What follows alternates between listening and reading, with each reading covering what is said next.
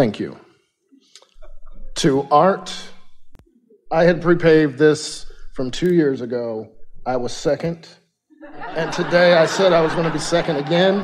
After that, your lovely young lady over there. So, thank you. We told you there was trouble in this room. That is me. My first question is deja vu. I've been having a lot of deja vu moments where something happens or is about to happen, and I get a chill and I know what's about to happen. I've seen it. It happened twice today, even seeing you split on the screen saying, I have decided. I had seen that before. Sometimes I can tell when I've seen it, and it's been so far back, it's, years. Other times, I don't know. And it's not just with big events. It can be something as small as I'm about to go to the bathroom, let me grab my phone, and I already know what's on my phone. As a creator, how does that work? How do you influence that? Because if I'm seeing things, and obviously I've created them, how do I create these little nitpicky things? First, we want to say nothing else would be logical for this reason. Since everything is vibrational, and we've been talking endlessly about this vibrational reality that you've created, and so as it manifests, it could be accurate to say it's old news. By the time you allow the manifestation of it, a whole lot has already come together. So the thing we most want to tell you is that when you begin having those kinds of experiences, it's a really good indicator that you are very close to the vibrational speed of that broader perspective. That's the thing that Esther kept saying to her friends as she was enjoying the unfolding of this beautiful castle. Deja vu, deja vu, deja vu, having experiences that she knew she had already had. So much had been in the vortex, and she had been so close to the vibrational proximity of it that as those events began to unfold, it was evident to Esther that on some other level, she had already had the perceiving of it. That's what it is. Okay. The best part about having those experiences is the bridge that it makes in your understanding that you have been creating on many levels, and that this now manifestation is just another one of the levels.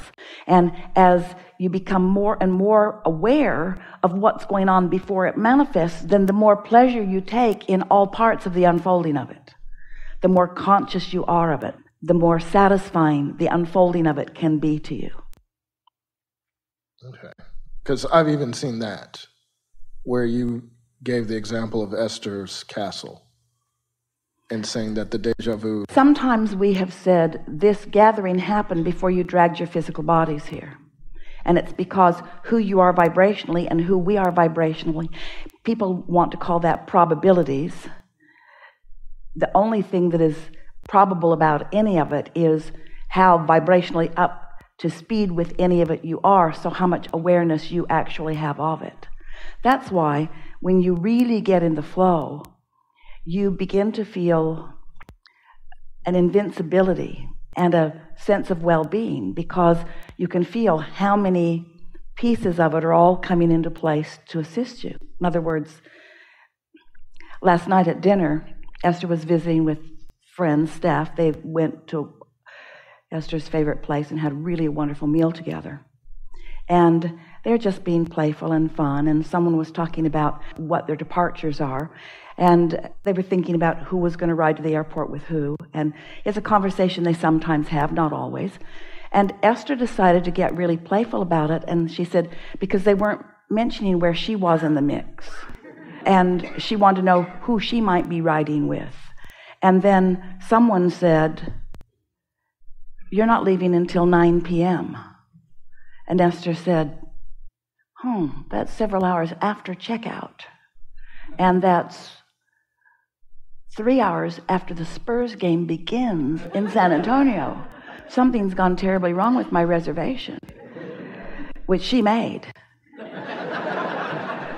And so she got back to her computer and looked. Sure enough, she had booked herself out on a 9 p.m. flight, not a 9 a.m. flight.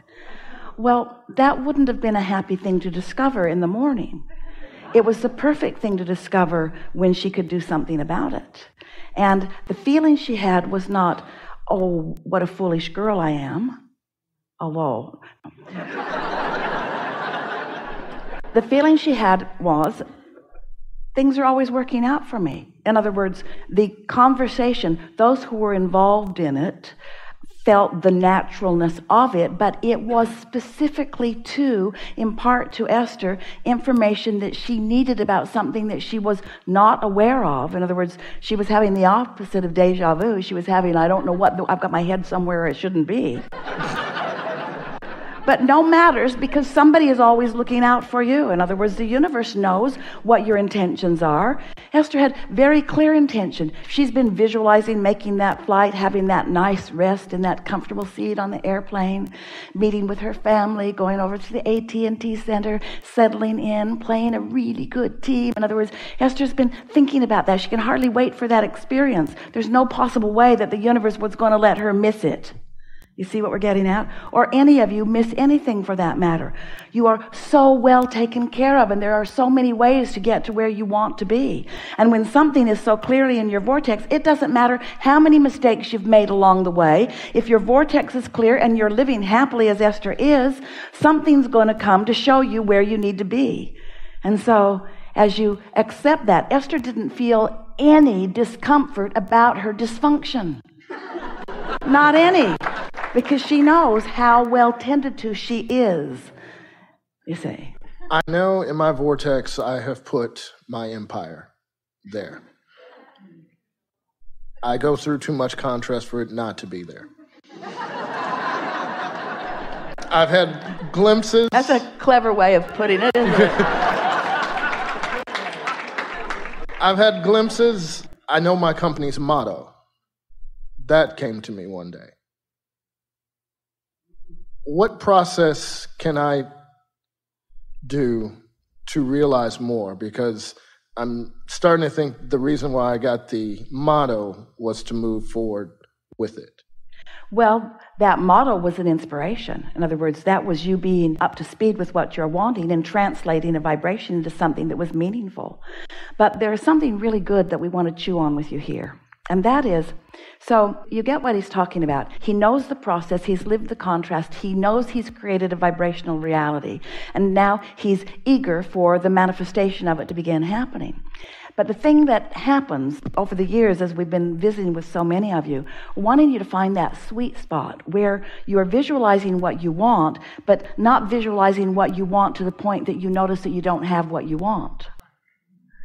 In other words, it's finding that place. And so recently, as we've begun really emphasizing the path of least resistance and talking to you about turning the thoughts to things, we want you to feel the not just value or importance, but the satisfaction of being in that comfortable feeling place of expectation.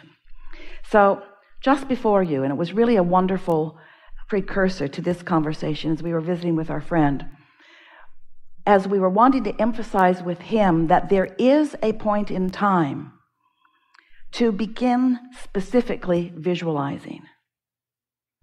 And you say it all the time, and we really want to say it right now. Timing is everything. So if you get more specific than your vibrational frequency allows you to be a good translator, then your specifics beat up on you. They backfire. So it's about being sensitive. In other words, those feelings of deja vu, that means you're in that sweet spot and you're actually retrieving information before it's even, as the manifestation actually happens, you recognize that you've been there already. Well, hear how good that is to have been there already, to have been there already. Talk about expectation being in the right place. Talk about belief or knowing being in the right place. And so, really, what we're wanting to say to you in response to this really important question is We talked some time ago about scripting, about actually telling a story the way you want it to be. But there is a trying too hard factor that many people began. In other words, you're going to really like this, stay with us. It's going to make perfect sense. It was like trying to use the script to make it happen rather than receiving the script because it had already happened. Can you feel the difference? So if your intent is vibration, vibration, vibration, happy, happy, happy, path of least resistance, feeling as good as I can, feeling as good as I can, feeling as good as I can. When that's what you're going for, not making it happen, letting it happen, because you understand the laws of the universe, and as you said, I've lived so much contrast, I know my vortex is full. There's no question that it is full, but how do I get it out of the vortex and into the bank? How do I turn those thoughts to those things? So this conversation is about recognizing by the way you feel that you're in that sweet spot, and then not making it happen, allowing it to happen. Don't make the images come to mind. Let the images come to mind. Don't write the script, receive the script. Any of you who have been in a creative process like art or music or Esther as she's writing books knows what that feels like when you sit and try to write it as compared when you sit and it writes itself through you. So all of you are in this kind of creative process where you're wanting to allow it to, in other words, here, we can give you the words really, really well. Receptive mode. Receptive mode. The creative mode is the receptive mode at this point in your game. The creative process is 3 steps. You want it, you sift through all the stuff, you put it in the vortex is there, your source is tending to it, it's coming into vibrational fruition. But to be in the receptive mode means to be in that place where the idea occurs to you. And that's the part that you're reaching for now. Not getting all the way over here, just relishing in being in that place where the ideas are occurring to you, where the emotion is occurring to you, where you're knowing it. That sweet spot. Let's call it the sweet spot of the receptive mode. You say, ooh. And then as it happens, you know that feeling when you say, oh, I just got the best idea. Well, think about it. I just received the best idea. I was in the receptive mode. I was tuned in, tapped in, turned on. I was up to speed. The idea was already done. You've had enough deja vu to know that. The idea had already come to fullness.